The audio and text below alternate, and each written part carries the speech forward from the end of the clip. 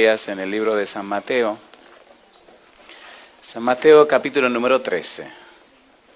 Ayer trabajamos con este capítulo y hoy creo que allí nos detendremos un poco más. San Mateo capítulo 13, versículo 34 y versículo 35. Ahí está la razón de estas 2 semanas. Hay muchas cosas que decir, posiblemente no habrá mucho tiempo para hacerlo, pero trataremos de hacer lo que sea mejor. Dice el versículo 34, todo esto habló Jesús por parábolas a la gente, y sin parábolas, ¿qué cosa dice? No les hablaba, para que se cumpliese lo dicho por el profeta, cuando dijo, abriré ¿en qué cosa dice? En parábolas mi boca, declararé cosas escondidas desde la fundación del mundo. ¿Qué les parece si nos colocamos en pie para orar? ¿Oramos? Querido Padre Celestial, muchas gracias por la oportunidad de reunirnos otra vez para estudiar su palabra. Amén. Señor querido, permite que sus ángeles nos acompañen y que su Santo Espíritu nos dirija. Que hoy escuchemos palabra de vida para vida eterna. Que su Santo Espíritu nos hable, nos instruya, nos enseñe. Y que hoy, Señor, al ir paso a paso a través de su palabra, su verdad pueda penetrar en nuestro ser, en nuestro corazón, en todos nosotros y hacer en nosotros todo conforme a su voluntad. Tráiganos hoy, Padre, palabra de vida para la vida eterna. Que los amigos y amigas, hermanos y hermanas que nos acompañan, pero también todos aquellos que en algún lugar del mundo están escuchando, están viendo la presentación de este mensaje, ellos también puedan tener un acercamiento con usted, puedan recibir su bendición y puedan conocerle mejor. Diríjanos, Dios, y cuídenos. Se lo pedimos en el nombre santo de Jesús. Amén. Amén. Decíamos ayer que una parábola es una comparación. No vamos a detenernos a repetir lo que hablamos ayer porque el tiempo siempre es corto y no hay suficiente tiempo para trabajar con todo lo que quisiéramos. Decíamos también ayer, San Mateo capítulo 13, versículo 11, que el Señor Jesús le dijo a sus discípulos, San Mateo 13, 11, el versículo 10 dice, entonces acercándose los discípulos le dijeron, ¿por qué hablas por parábolas? Y él les respondió, porque a vosotros os he dado saber, ¿qué cosa dice? Los misterios del reino de los cielos, mas a ellos no les es dado. ¿Por qué no? Porque los misterios del reino de los cielos hay que estudiarlo. Cuando usted quiere saber los misterios del reino de los cielos, tiene que dedicarse a aprender los misterios del reino de los cielos. ¿Le gustaría saber cuáles son los misterios del reino de los cielos? ¿Sí o no? ¿Sí o no? Mire el versículo 35 del capítulo 13. Para que se cumpliese lo dicho por el profeta cuando dijo, abriré en parábolas mi boca, declararé cosas escondidas ¿desde cuándo? Desde la fundación del mundo. Si son cosas escondidas, son misterios.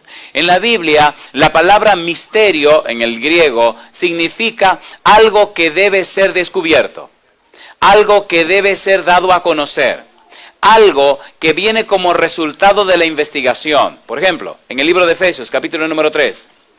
Efesios, capítulo número 3, el apóstol Pablo habla acerca del conocimiento que él tiene acerca del misterio. Y de una vez define lo que para él es el misterio.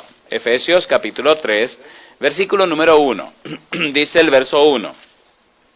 Por esta causa yo, Pablo, prisionero de Jesucristo, Jesús por vosotros los gentiles, si es que habéis oído de la administración de la gracia de Dios que me fue dada para con vosotros, que por revelación, ¿qué sigue diciendo? Me fue declarado, ¿qué cosa?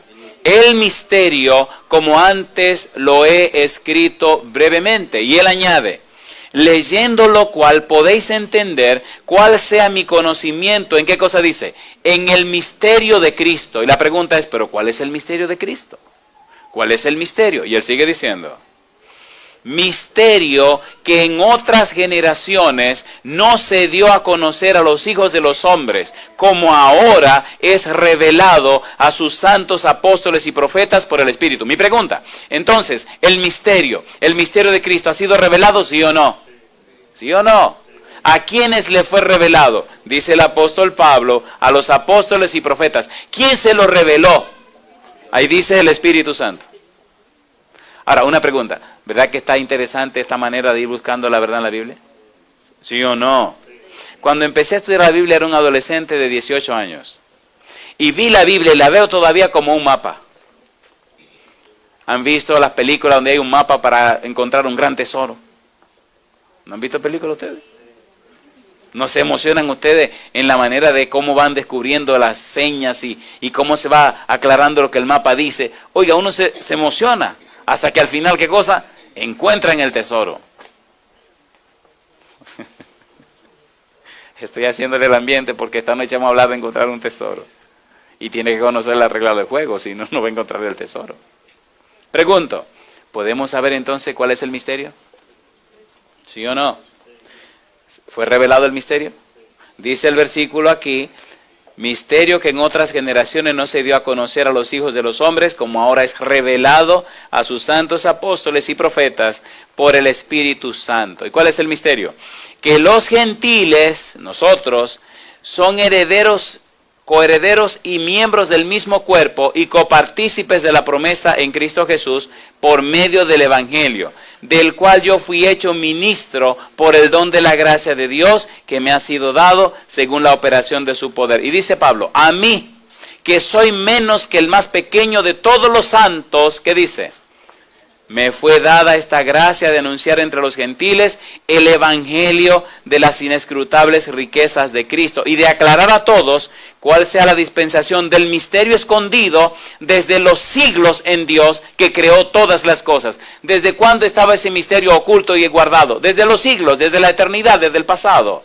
Y ahora Jesús viene con parábolas a revelar el misterio, a dar a conocer el misterio, a instruir a la gente en el misterio, a presentar ante la gente el secreto que la gente no sabía, a descifrar el misterio. Y las parábolas nos ayudan a descifrar el misterio. De allí la importancia de estas 2 semanas. Es posible que usted tenga mucho tiempo en la iglesia y haya leído muchas parábolas. La pregunta es, ¿las entiende? ¿Las comprende? ¿Sabe lo que hay detrás de esas parábolas? ¿Entiende qué fue lo que Jesús quiso decir? Los investigadores de la Biblia juegan con algunos conceptos. Es más, hay una ciencia bíblica que se llama hermenéutica. ¿Cómo se llama? La hermenéutica es la ciencia que hace y trata acerca de la correcta interpretación de la Biblia. Es decir, los que estudian leyes utilizan o trabajan con la jurisprudencia. La jurisprudencia interpreta la ley.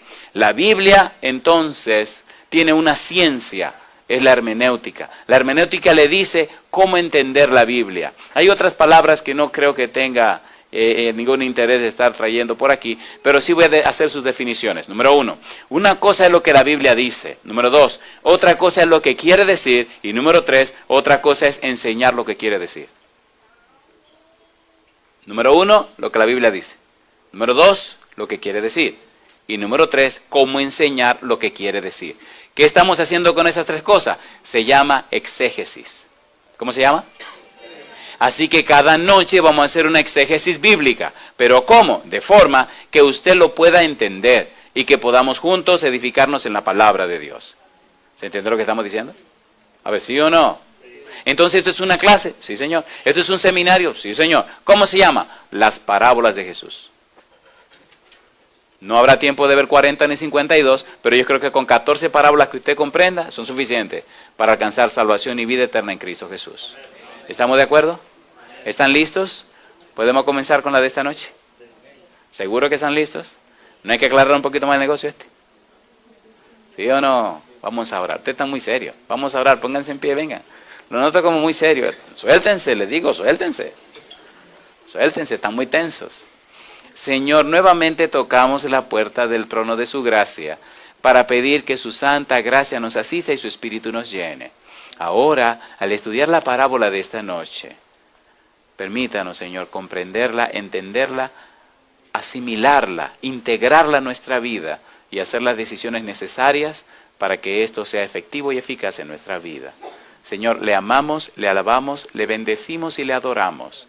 Y pedimos la unción de su Espíritu en esta hora, para que su Espíritu nos hable a través de su palabra, En el nombre de Jesús. Amén. Resulta que en el mismo capítulo 13 de San Mateo, donde estamos trabajando, está la parábola que vamos a estudiar. Curiosamente, esta parábola apenas tiene un versículo. ¿Cuántos versículos tiene? Un versículo. Está en San Mateo capítulo 13, versículo número 44. San Mateo 13, versículo ¿cuánto? 44. Dice el Señor Jesús: además, el reino de los cielos es, ¿qué cosa? Semejante a un tesoro escondido en un campo, el cual un hombre halla y lo esconde de nuevo, y gozoso por ello va y vende todo lo que tiene y compra aquel campo. ¿Recuerda usted que en el mismo capítulo 13 el Señor Jesús había hablado de 4 terrenos? ¿Se acuerda o no se acuerda? ¿Se acuerda cuáles eran los 4 terrenos? Seguro. Hablaba de un sembrador. Y cuando el sembrador esparció la semilla, la primera semilla cayó junto a ¿qué cosa? Al camino. ¿Y qué hicieron las aves? Se la comieron. Este es el examen, ¿eh? ¿Y qué representa ese terreno junto al camino? ¿A quién representa? Son personas que reciben la palabra, no la entienden y el malo se la quita. ¿El malo quién es? El diablo. La segunda semilla cayó ¿dónde? Entre pedregales. ¿Y qué pasó con la semillita? Germinó. Y empezó a crecer, pero los rayos del sol la quemaron porque tenía pocas raíces. ¿Sí o no?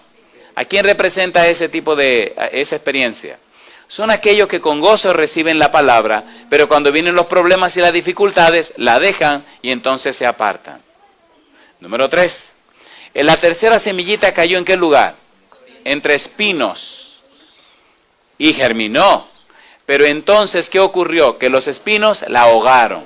¿A quién representa ese grupo? Dice el Señor Jesús, representa a aquellos que reciben con gozo la palabra, pero los afanes de este mundo, el amor a las riquezas y el amor a las cosas que este mundo ofrece, entonces ahogan la semilla de Dios en la persona. Y número 4, ¿cuál es el cuarto terreno? La tierra buena. ¿Y qué pasa con la semilla? Germina. Y entonces lleva fruto ¿a cuántos? A 100, 60, 30, a todo lo que usted quiera por uno. Así que produce. Ahora Jesús usa otra vez el terreno, pero lo utiliza de otra manera. Ponga atención. Y dice él, versículo 44, además, es decir, ya le hablé de aquella parábola, le voy a añadir una más, para que vayan entendiendo más acerca del reino. Recuerde, el versículo 11 del capítulo 13 dice que estos misterios son dados a conocer a los que estudian, a los que investigan. Y es lo que estamos haciendo. Y recuerde que la palabra misterio significa algo que debe ser dado a conocer. Y recuerde que la Biblia dice en Efesios capítulo 3 que el Espíritu Santo reveló ese misterio a los apóstoles y a los profetas. ¿Lo leímos o no lo leímos? ¿Sí o no? Entonces, si fue revelado, usted y yo lo podemos descubrir. ¿Cierto o falso? Ahora vamos a ver qué es lo que pasa con esta parábola. Mire qué cosa rica. El reino de los cielos es semejante a un tesoro escondido. ¿Cuál es la situación aquí? ¿Un tesoro cómo? Escondido. ¿Dónde está escondido el tesoro? En un campo. Y sigue diciendo, el cual un hombre halla. ¿Y qué hace otra vez? Lo esconde de nuevo. ¿Y cómo se pone? Gozoso. Por ello va y vende todo lo que tiene y compra aquel campo. Vamos a entender esto. En la época de Jesús no existían los bancos, donde usted podía depositar lo que usted tenía. No existía el dinero tampoco. La gente tenía su asunto en monedas de oro, monedas de plata, en piedras preciosas, etc. Así tenían los tesoros. A veces, como no había banco donde guardarlo y cualquiera se lo podía robar, mucha gente tenía los tesoros enterrados en su casa, o en la pared de su casa, o en algún cofre.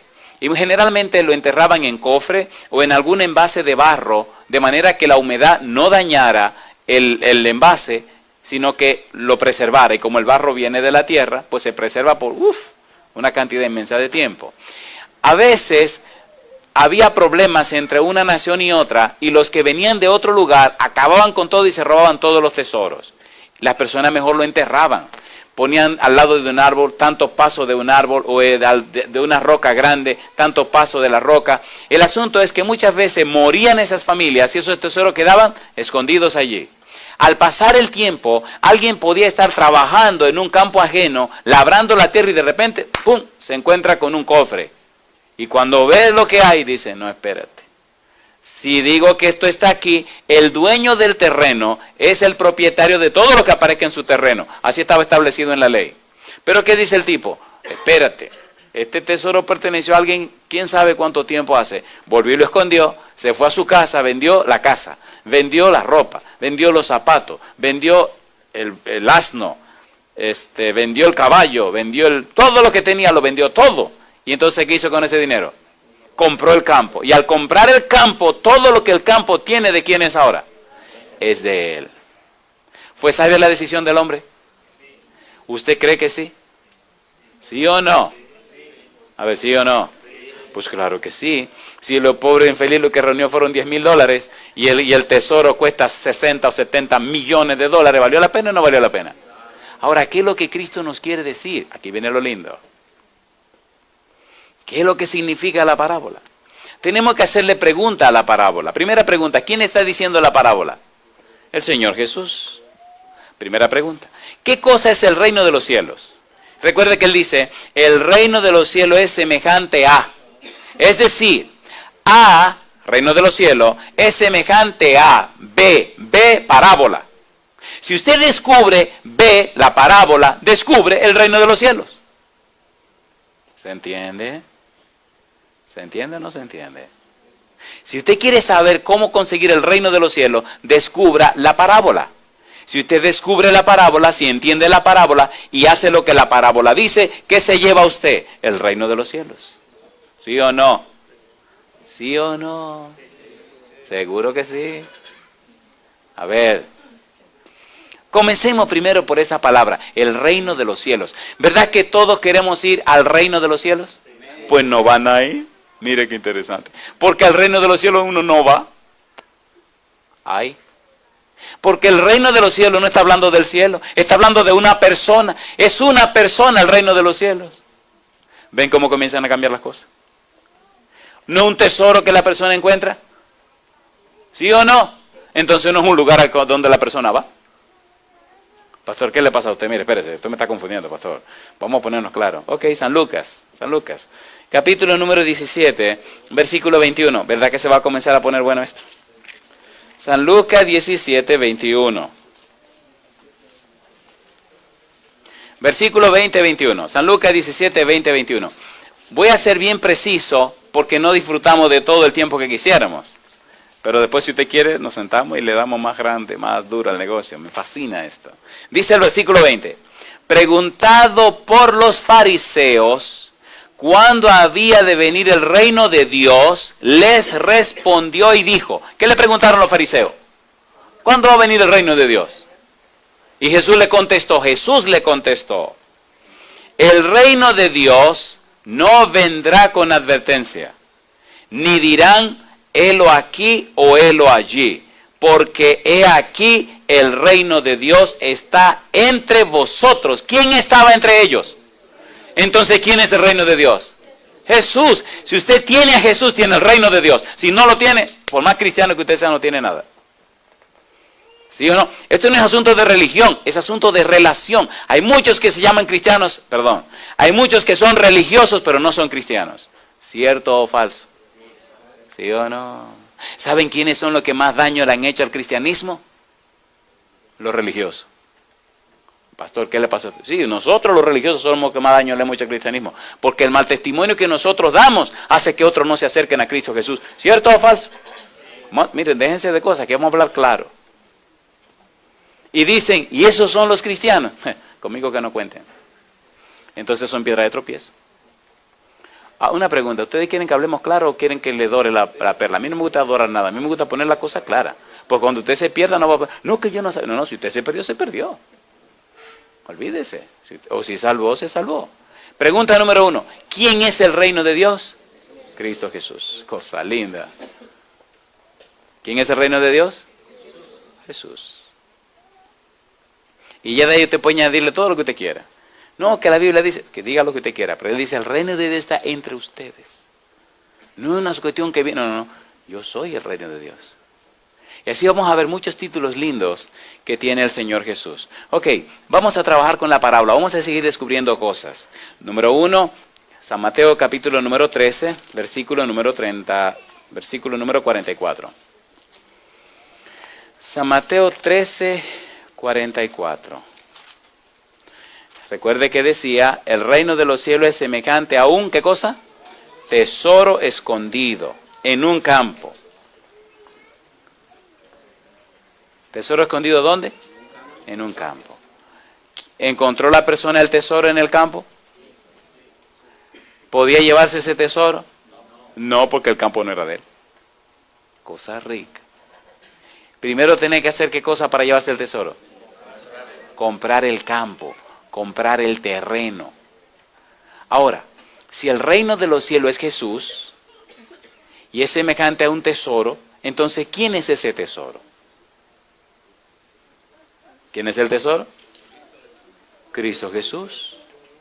¿Y dónde está ese tesoro? En el campo. ¿Y cuál es el campo? ¿Dónde yo puedo ir a buscar ese campo para hollar y sacarlo? ¿Le gustaría que fuéramos a ese campo ahora mismo? A ver, ¿sí o no?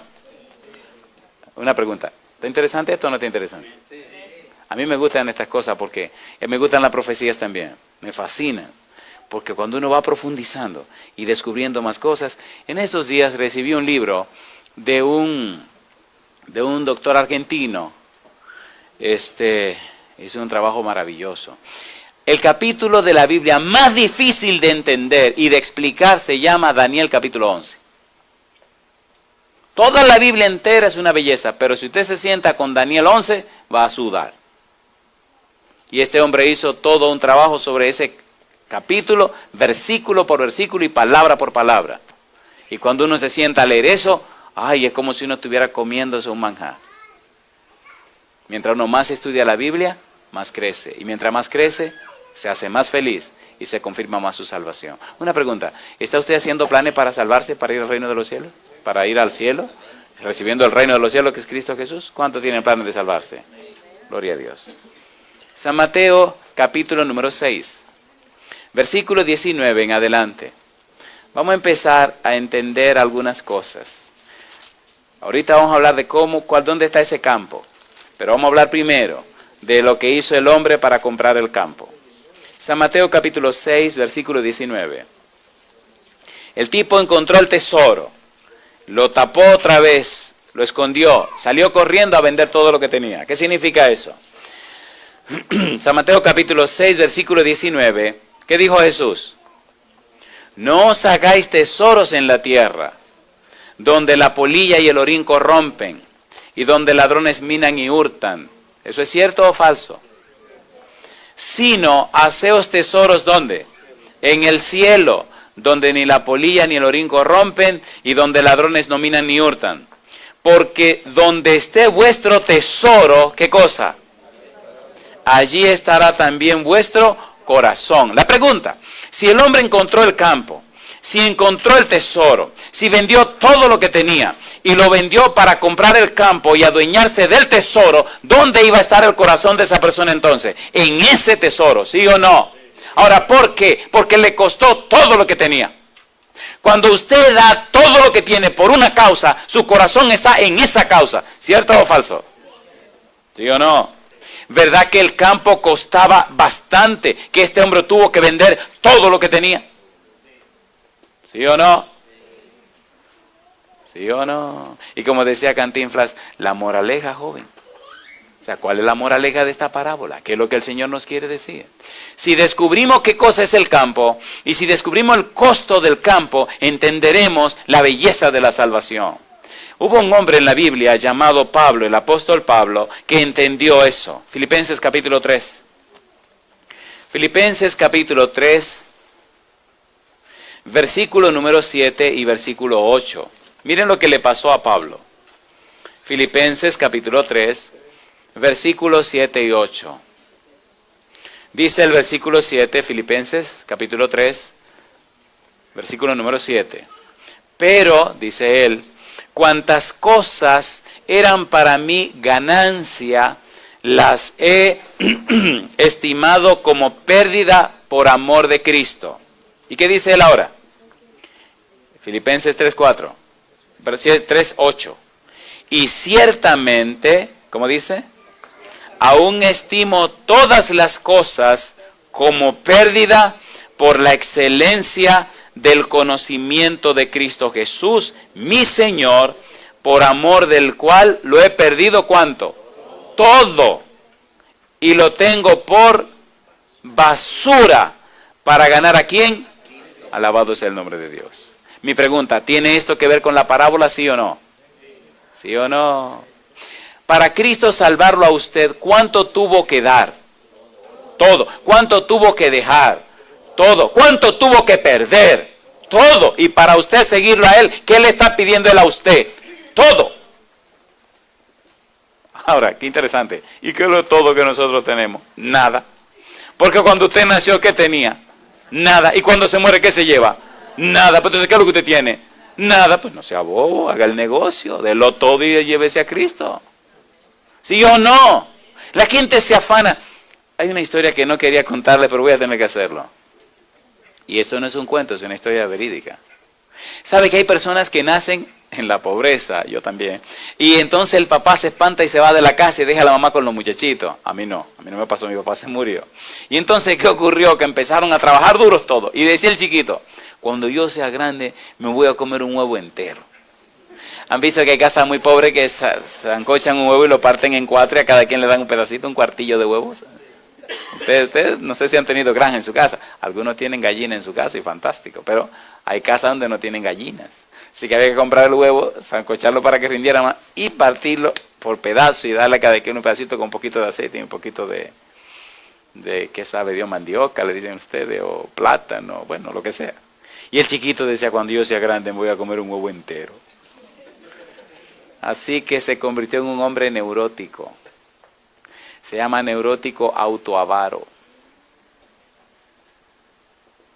No se apuren que un día vamos a dar una serie sobre la neurosis matrimonial y se van a reír y van a llorar. Casi...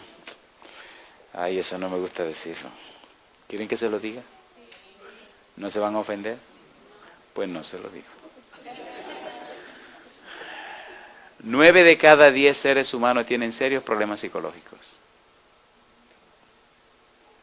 De los primeros 10, yo soy el primero que estoy mal, así que no se preocupen.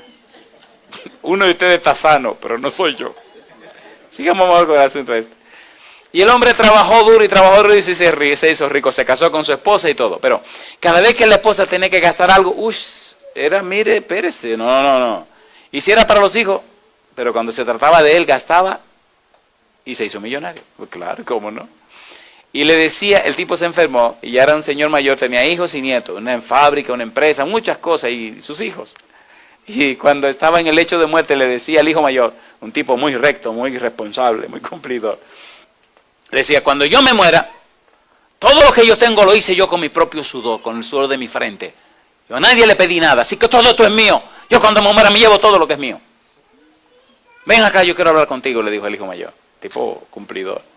Cuando yo me muera, tú me reúnes todo lo que es mío y me lo eches en mi caja, que eso es mío, yo me lo llevo.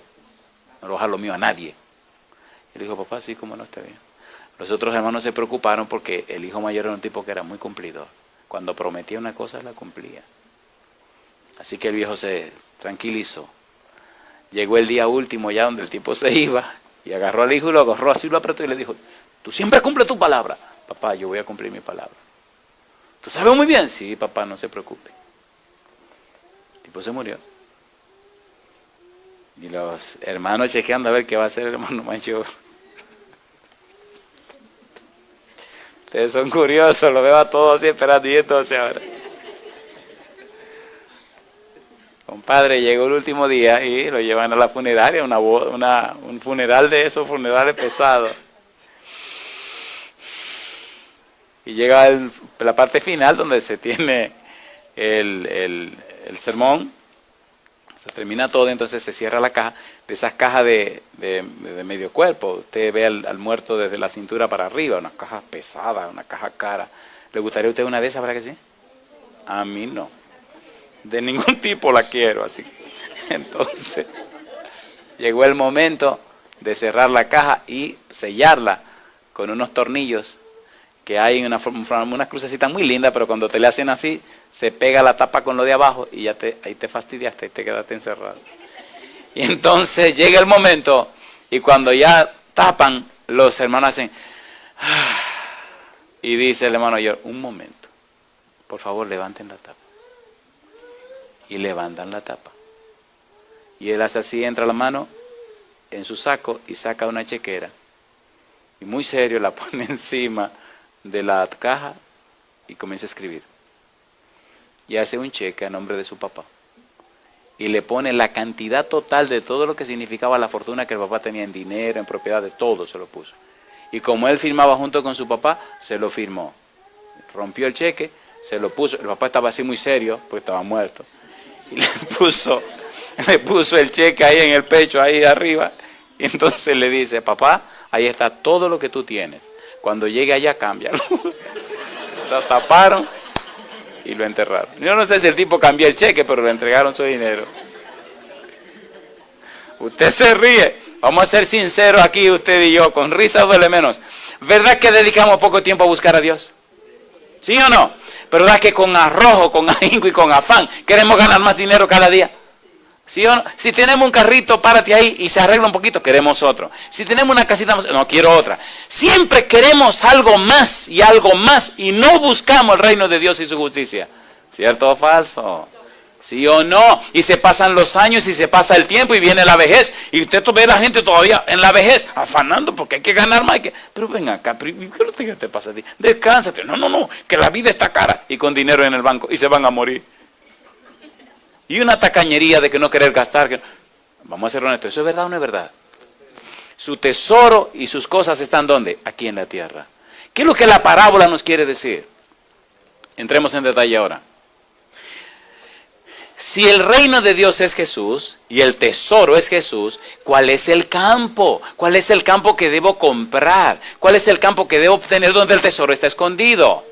Miren las palabras de Jesús, San Lucas capítulo 24. Mire qué cosa linda. Una pregunta, ¿es lindo estudiar la parábola, sí o no? Alabado sea Dios. San Lucas capítulo 24.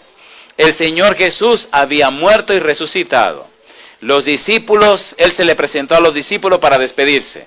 Y entonces le dijo estas palabras. San Lucas capítulo 24, versículo 44.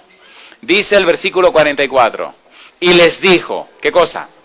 Estas son las palabras que os hablé, estando aún con vosotros, que era necesario que se cumpliese, ¿qué dice?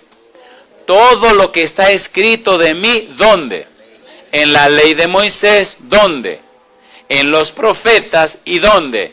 Y en los salmos. Cuando Jesús vivía en la tierra, no existía el Nuevo Testamento, solo existía el Antiguo Testamento. Y precisamente estaba dividido en la ley de Moisés o Pentateuco, que son los libros de Génesis, Éxodo, Levítico, Números y Deuteronomio, los 5 primeros libros. Número 2, los profetas, que son 16, 4 profetas mayores y 12 profetas menores. Y los salmos, que es el libro de Cantares, el libro de Salmos y otro libro de Proverbios y demás, que eran libros que tenían que ver con cantos y poesías y demás.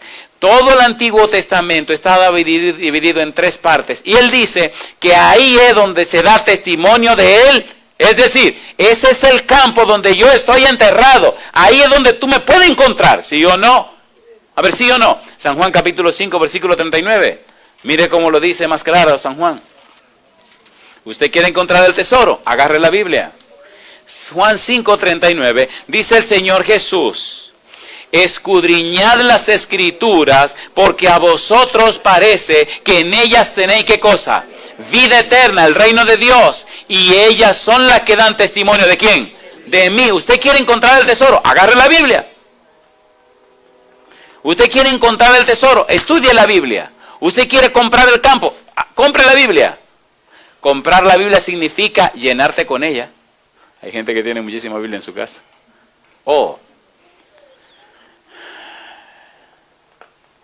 Un señor pasaba montado a caballo por una comunidad rural, un campo. Y llegó a una casa donde se hablaba de una señora que era muy buena gente, muy cristiana, muy tranquila. Y entonces toca a la puerta, La señora sale, abre la puerta y muy amablemente le pregunta, ¿en qué puedo servirle? Y aquel caballero muy sonriente, con la fusta en la mano, esa cosita que usan para darle a los caballos para que corran más, con la fusta en la mano le dice, señora, ¿usted sería tan amable de regalarme un vaso con agua, por favor? Oh, sí, cómo no, caballero, entre, siéntese, ahora mismo le traigo el agua. Y en lo que la señora fue para atrás a buscar el agua, él miró un librero que la señora tenía. Y justo en el centro había una Biblia grande. Y él se sonrió, sacó la Biblia, la puso sobre la mesa, sacó su billetera y sacó 6 o 7 billetes de a $100. Y con una sonrisa abrió la Biblia y fue poniendo los billetes de a $100 en diferentes partes de la Biblia y la colocó otra vez en su lugar. Tomó el agua y se fue. Pasaron 4 años. Y volvió a pasar por aquel lugar. Mire, 6 o 7 billetes de a 100 en ese tiempo eran una fortuna. Porque la casita que la señora vivía no valía $100. Ustedes me están entendiendo. ¿Qué le dejó dentro de la Biblia? Escuche. Vuelve y se detiene frente a la misma casita porque le sorprende. ¿Cómo es posible que siga viviendo en esa misma casita cuando le dejé una fortuna en su casa? Y entonces toca la puerta. Y la misma señora viene, un poquito más vieja, claro. Y bien así medio desbaratada, porque con el tiempo la gente sube o baja, usted no se queda en el mismo sitio. Y entonces le dice la señora, ¿en qué le puedo servir? Dice, ¿usted sería tan amable de por favor regalarme un vaso con agua? Oh sí, como no, caballero, entre y siéntese. Y en lo que la señora fue para atrás, él extiende la mano y ala la Biblia. Y cuando la abre, ¿a qué no me dice que había ahí adentro? 6 o 7 billetes de a $100. Lo recogió uno por uno, lo dobló, lo echó en su camisa, puso la Biblia ahí, tomó su vaso de agua, se lo tomó y se fue. ¿Qué perdió la señora? No perdió nada, ella nunca lo tuvo. Cuando usted pierde algo, cuando usted lo tiene, ¿sí o no? Nunca lo tuvo, nunca lo buscó, nunca lo aceptó. Vamos a ser sinceros, ¿cuántos tesoros tiene la Biblia que usted no ha disfrutado? Entonces usted nunca lo ha tenido. Y ese es el punto de estas 2 semanas. Usted tiene que descubrir el tesoro, ¿o no? ¿Está usted dispuesto a pagar el precio? A ver, ¿sí o no? ¿Cuánto hizo el hombre para comprar el campo? Vendió todo lo que tenía, pero se llevó el gran tesoro. ¿Está usted dispuesto a vender todo lo que tiene para ganarse el gran tesoro? Pastor, ¿qué significa vender todo lo que uno tiene? Bueno, significa que ahora no es la agenda tuya, sino la agenda del Señor. Significa que ahora no va a hacer lo que tú quieras, sino lo que el Señor te diga que debe hacer. Significa que ahora no va a vivir para perderte, sino que va a vivir para salvarte. Significa que ahora tú vas a ser conforme a lo que Dios dice, porque ahora Dios va a ser el dueño de tu vida. ¿Quién sabe más de lo que te conviene que Dios? ¿Quién sabe más? ¿Quién sabe más? Dios, el único que sabe lo que te conviene es Dios. Y le dijo al agricultor al Señor, mira, yo voy a sembrar la tierra, pero quiero que haga como yo te diga. Y papá Dios le dice, ¿cómo no? ¿Está bien? Óyeme bien, Señor, yo solo quiero que tú hagas como yo te diga, porque yo tengo toda la vida sembrando y yo sé de agricultura. Está bien, mi negro, yo voy a hacer como tú digas. Ok, el tipo limpió el campo que tenía y entonces lo limpió y le dijo a Dios, quiero que llueva. Y entonces papá Dios le dijo, así que llueva, ¿cómo la quiere? Dice, buen aguacero, ¿ok? Para, Señor. Paró el Señor. Esperó unos días y la tierra que estaba húmeda, y entonces la rompió, la aró, esa tierra quedó preciosa, empezó a hacer los surcos y a preparar todo y sembró. Y después que sembró le dijo a Dios, ahora quiero una lloviznita suave, no muy fuerte para que no me rompa los surcos, suave, con mucha delicadeza para que la semilla, ¿qué cosa? Germine, como no, mi negro, suavecita. ¿Así te gusta? Sí, fantástico. Oye, germinó toda la semillita y eso se veía precioso. Y empezó a limpiar. Y cuando las plantitas estaban un poco fuertecitas, le dijo, una lluvia no muy fuerte, para que, ¿me entiendes? Se ponga más fuerte la plantita. Y así ocurrió. Y crecieron todas y se llenó todo precioso, verdecito. Y se llenaron todas las plantitas de flores. Y flores, y flores, y flores, y flores, y flores. Y él le decía a Dios, no me mande lluvia ahora porque se me caen las flores. No hay problema, mi negro. Y flores, y flores, y flores. Se fueron en flores todas las plantitas. Y entonces el tipo le decía a Dios, ¿y ahora qué? Decía el Señor, no, dime tú. Ahí tiene flores. Dice, sí, pero no hay ni un solo fruto. Yo digo, voy a hacer como tú digas. ¿Qué quiere ahora, mi negro? ¿Quiere lluvia? No, no, no. ¿Quiere sequía? No, no, no, no. Entonces, ¿qué quiere? Vamos a ser sinceros. ¿Verdad que a veces queremos vivir como nos da la gana? Vamos a ser sinceros, ¿sí o no? Queremos hacer como nosotros creemos. Pero si Dios nos hizo a nosotros, ¿quién va a saber más de nosotros y mejor que Dios acerca de nosotros? Y entonces le dice el campesino, preocupado a Dios, bueno, pues haz algo. Dice, no, yo estoy esperando, tú dijiste que hiciera como tú querías, dime qué hago yo ahora. Tú no estás jugando a ser Dios, dime qué quiere que haga ahora. Señor, perdóname, yo no sé. Dice, mi negro, se te olvidó pedir una cosa. Dice, ¿cuál?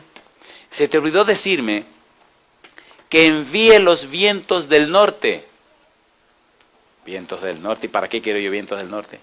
Querido, los vientos del norte traen los granos de polen que germinan la flor y entonces nace el fruto. Ah, pero yo no sabía. Dice, hay muchas cosas que tú no sabes. ¿Qué te parece si me dejas seguir siendo Dios y tú solo haces lo que yo te digo? Pidió los vientos del norte, vinieron los granos de polen, germinaron todas las florecitas y una cosecha tremenda. Pregunta para usted, ¿quiere jugar a ser Dios? No, no se atreva. ¿Le gustaría dejar que Dios siga siendo Dios? ¿Quiere pagar el precio para tener el tesoro? ¿Sí o no? Aunque pierda algunos amigos. Póngase en pie si verá que usted se atreve a pagar el precio. En la Biblia dice, en el libro de San Lucas, y me gusta la Biblia por esto, San Lucas capítulo 9, y con esto voy a terminar. San Lucas capítulo número 9. ¿Verdad que las parábolas son apasionantes? A ver, ¿sí o no? Sí. San Lucas capítulo 9, versículo 23 al 26, dijo el Señor Jesús. San Lucas 9, 23. Y decía a todos, ¿qué cosa? Si alguno quiere venir en pos de mí, niéguese a sí mismo, tome su cruz cada día, ¿y qué cosa? Y sígame, porque todo el que quiera salvar su vida la perderá, y todo el que pierda su vida por causa de mí, éste la salvará. Pues, ¿qué aprovecha al hombre si gana todo el mundo y se destruye o se pierde a sí mismo? Porque el que se avergonzare de mí y de mis palabras, de éste se avergonzará el Hijo del Hombre cuando venga en su gloria y en la del Padre. Mi pregunta para usted, ¿se atreve usted a tomar la decisión de decirle a Dios, Señor, desde hoy usted será primero en mi vida y todo lo demás estará en segundo lugar? ¿Se atreve a hacer eso? ¿Cuántos se atreven a hacer esa decisión? ¿Puedo orar a Dios por esa decisión suya? ¿Está usted dispuesto a pagar el precio? Cuando dice negarse a uno mismo significa poner a un lado mis propios planes, poner a un lado mis propios criterios, poner a un lado lo que yo quiera, lo que yo piense y poner en el centro lo que Dios quiere. Cuando dice tome su cruz y sígame significa estar dispuesto a morir en la cruz si es necesario, a sacrificarme si es necesario, con tal de tener el reino de los cielos. ¿Lo dio todo aquel hombre y lo vendió para comprar al tesoro, sí o no? Querido Padre Celestial, colocados en pie, todos hemos decidido ponerle a usted en primer lugar. Queremos, Señor, sus santos ángeles nos acompañen y su Espíritu Santo nos dirija. Gracias por los amigos y amigas presentes en esta reunión. Gracias por aquellos que en algún lugar del mundo nos siguen. Y gracias porque hoy ellos también están puestos en pie, haciendo la firme decisión de colocar a Dios en primer lugar en sus vidas. Señor, instrúyanos en su palabra para encontrar y descubrir ese tesoro maravilloso que es el reino de Dios, ese tesoro que es Cristo Jesús. Padre Santo, que todo nuestro ser, si es necesario, sea vendido para comprar ese campo. Y guíenos, Señor. Consérvenos siempre en su mano santa. Haga posible que cada persona presente y aquellos que nos están siguiendo puedan hacer la decisión de recibir y encontrar a Cristo Jesús desde ahora y para siempre. En su mano santa nos entregamos, Señor, pidiendo su bendición y dirección y aceptándole en nuestra vida como nuestro mejor tesoro. En el nombre santo de Jesús. Amén, Señor.